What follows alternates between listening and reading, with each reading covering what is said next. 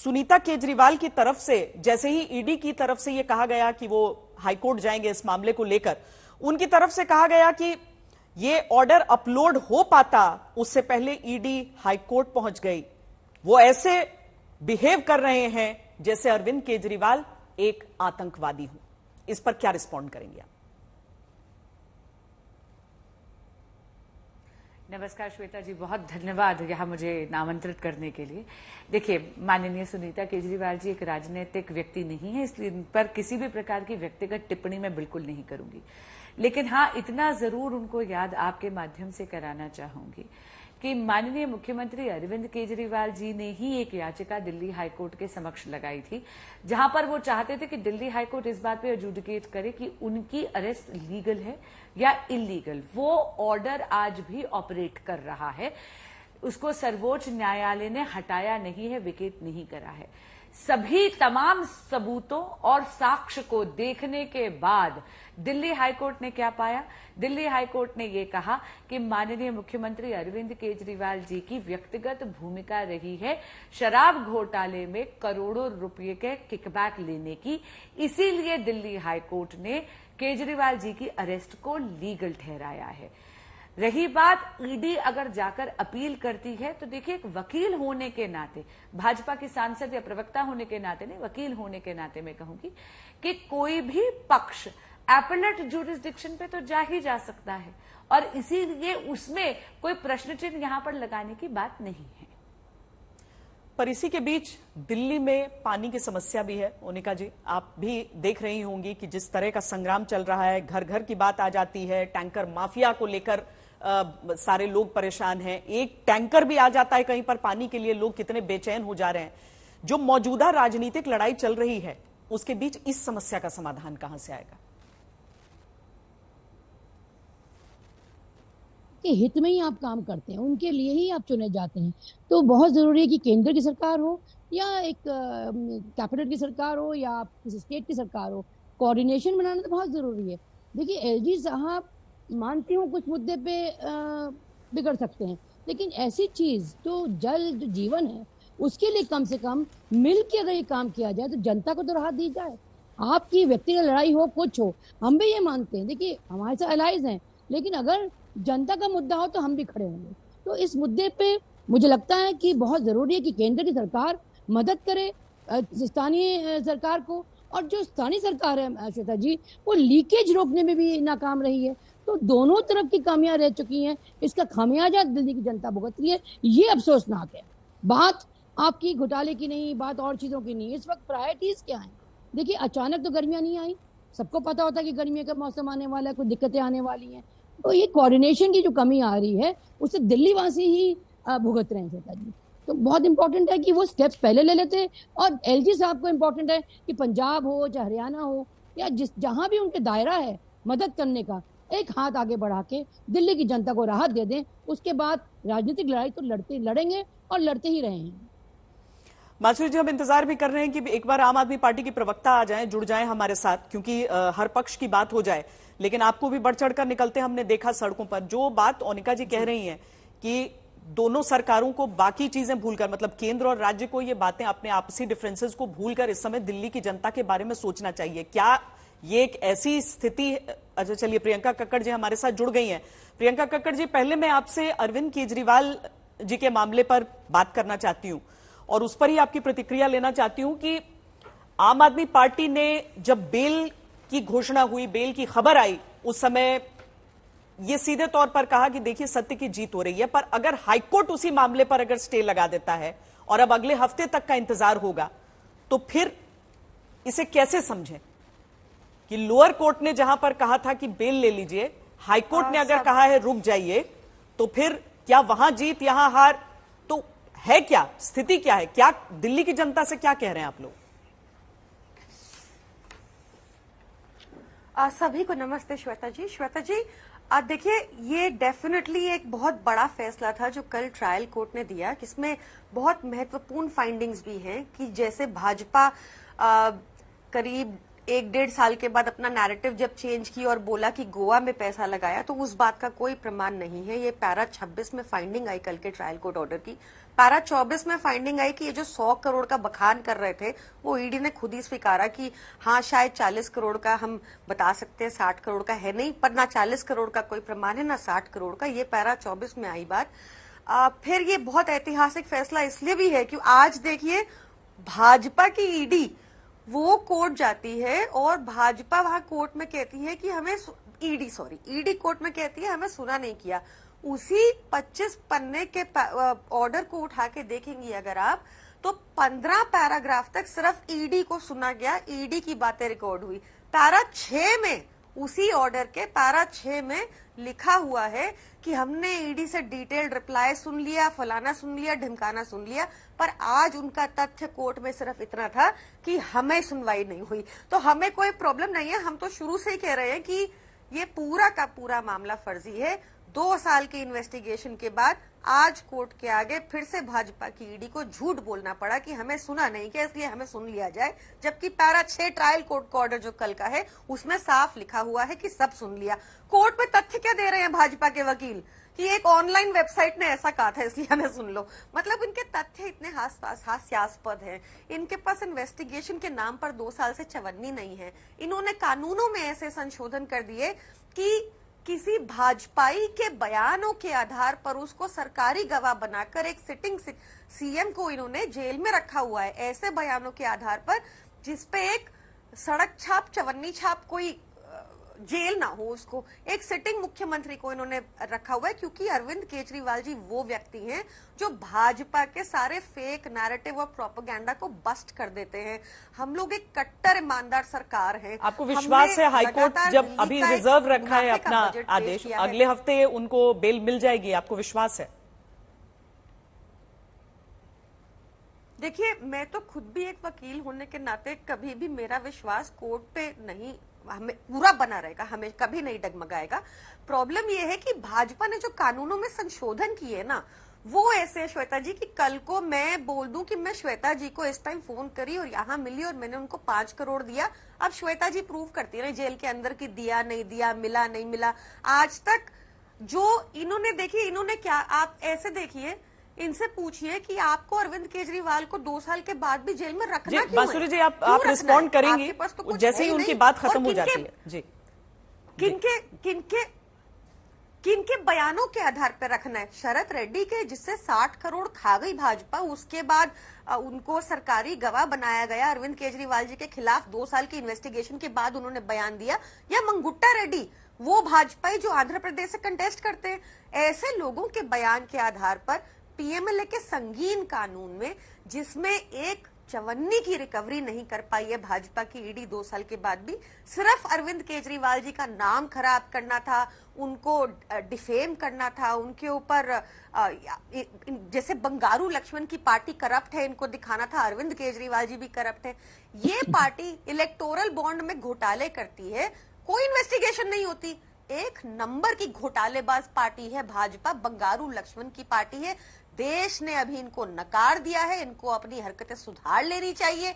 बांसुरी जी, इनको बहुत शुभकामनाएं, ये अभी अभी दिल्ली की एमपी बनी है, पर इनसे भी मुझे बहुत नाराजगी है कि दिल्ली इस टाइम इतनी प्रॉब्लम से गुजर रही है, पर बांसुरी जी बीन बजा रही हैं हरियाणा सरकार की। ये क्या बात होती है? तो ये मतलब अब तो please wake up and smell the coffee. आपने बहुत प्रताड़ित कर लिया है अरविंद केजरीवाल जी को, आम आदमी पार्टी को, पर हम नहीं टूटने वाले। आप समझ जाइए बात और जनता के मुद्दों पे काम करना शुरू कर दें। ठीक है, बांसुरी जी बताएं। धन्यवाद श्वेता जी। सबसे पहले तो प्रियंका जी, आपकी शुभकामनाओं के लिए धन्यवाद। देखिए, इसमें मैं 2 बातें जरूर कहना चाहूंगी। सबसे पहले थी, प्रियंका जी ने बहुत बार बोला भाजपा की ईडी, वे स्वयं भी एक वकील हैं, वे भी जानते हैं कि ईडी एक स्वतंत्र जांच एजेंसी है और जो भी माननीय मुख्यमंत्री अरविंद केजरीवाल जी के साथ हो रहा है वे उन्हीं के कर्मों का परिणाम है, इसमें भाजपा को कोई रोल नहीं है। और ये मैं नहीं कह रही, ये दिल्ली हाईकोर्ट कह रहा है। प्रियंका जी ने स्वयं बोला कि वो एक वकील हैं और उनका अगाध विश्वास है देश की न्याय प्रणाली पर।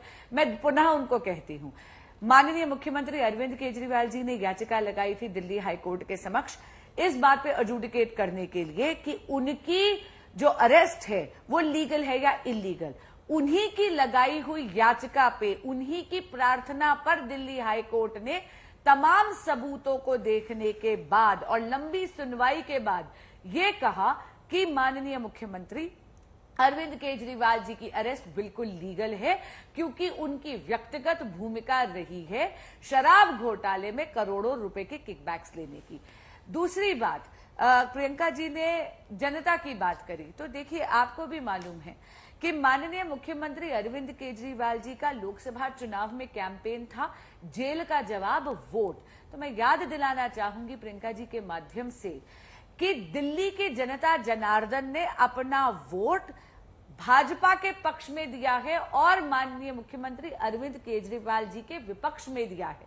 7 सीटें भाजपा की झोली में तीसरी बार दिल्ली की जनता ने दी हैं और 2014 में भी माननीय मुख्यमंत्री जी कैंपेन कर रहे थे, 2019 में भी कर रहे थे, 2024 में भी कर रहे थे।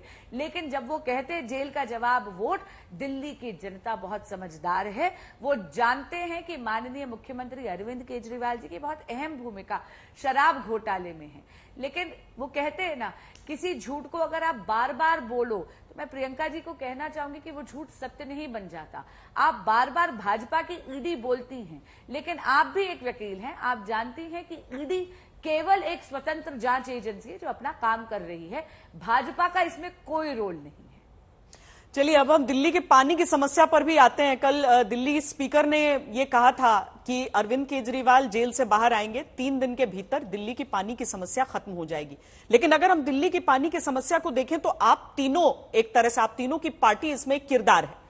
दिल्ली के पास अपना पानी उस हिसाब से है नहीं, तो हरियाणा जहां बीजेपी की सरकार है, हिमाचल प्रदेश जहां कांग्रेस की सरकार है और दिल्ली जहां आम आदमी पार्टी है, वहां के लोगों को उस पानी की प्रतीक्षा रहती है। ओनिका जी, हमने देखा कि हिमाचल की तरफ से पहले एक बात कही गई, लेकिन उसके बाद अदालत में भी यह मामला किस तरीके से आया, हिमाचल प्रदेश से भी पानी यहां पर नहीं आ पा रहा है, वहां की जनता भी खुद त्रस्त है पानी की समस्या को लेकर। तो ये क्या स्थिति है, कैसे मिलेगा दिल्ली को पानी? देखिए श्वेता जी, मैंने पहले ही कहा, ये प्रिपरेशन की बात है। Stitch in time saves 9। देखिए, आप अगर 10 साल से हैं दिल्ली में, तो आपकी ये ड्यूटी बनती है कि जहां जहां लीकेज है या वाटर माफिया है या टैंकर माफिया है, उन सबको आपको कहीं ना कहीं लगाम कसनी चाहिए थी।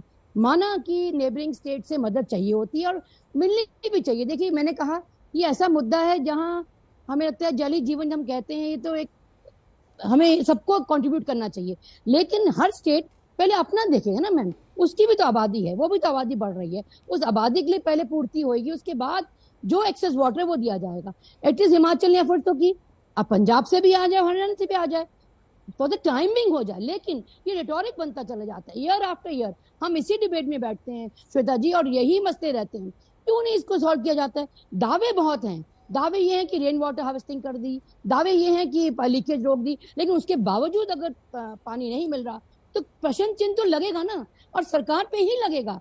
आपकी ही ड्यूटी है, आप ही कंट्रोल कर रहे हैं दिल्ली को, ये आपकी फोरमोस्ट ड्यूटी है कि आप इसका ध्यान रखें। माना कि आपके मुख्यमंत्री जेल में, माना आपके मंत्री और जेल में, क्या उसका मतलब है काम रुक जाएंगे? क्या आतिशी को काम देखने नहीं चाहिए थे? ऐसी क्या परेशानी है?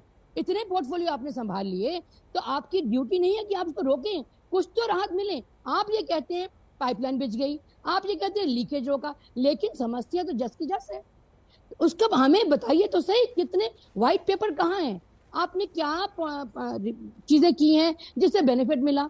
आप टॉल क्लेम्स करते हैं, लेकिन धरातल में वो चीजें पाई नहीं जाती। तो एलिगेशन तो लगेंगे, लेकिन सवाल फिर वही आता है श्वेता जी, एलिगेशन तो लगते रहेंगे। अगर आपने काम किया होता तो शायद एलिगेशन ना लगते, लेकिन रियलिटी ये है कि लड़ाई जो आपस में केंद्र और सरकार के बीच में है, वो कहीं ना कहीं काम में बाधा क्रिएट करती है। और इस बाधा के कारण दिल्ली की जनता क्यों सफर करे?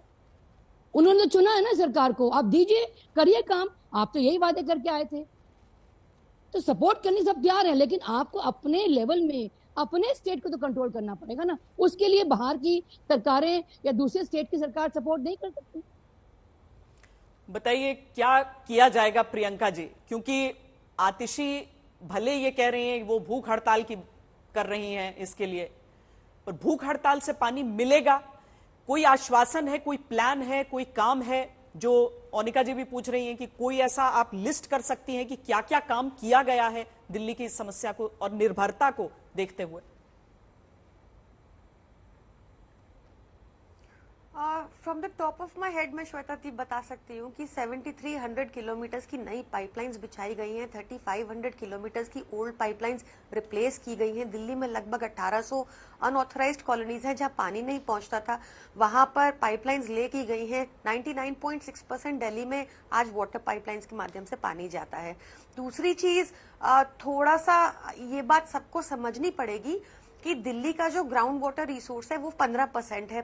यूपी से 25% पानी आता है और बाकी पानी हरियाणा के रूट से आता है। दिल्ली जिस तरह से ज्योग्राफिकली सिचुएटेड है ये ही हो सकता है। इसमें आम आदमी पार्टी ने बहुत सारे लेक रिवाइवल के स्टार्ट किए प्रोजेक्ट्स और वो चल रहे हैं। नए WTPs अंडर कंस्ट्रक्शन है। पर इस सब के बावजूद एक अग्रीमेंट होता है स्टेट्स के बीच में, जहां पर नदियां फ्लो, जहां पर चिनाब, झेलम, रवि, ब्यास, इंडस, इनसे पानी आता है, उन स्टेट्स को एलोकेट होता है अपर यमुना रिवर बोर्ड के थ्रू पानी। उसके हिसाब से जो दिल्ली की एलोकेशन है वो हम कुछ भी कर ले, पानी पीछे से ही आना है, हरियाणा से ही आना है।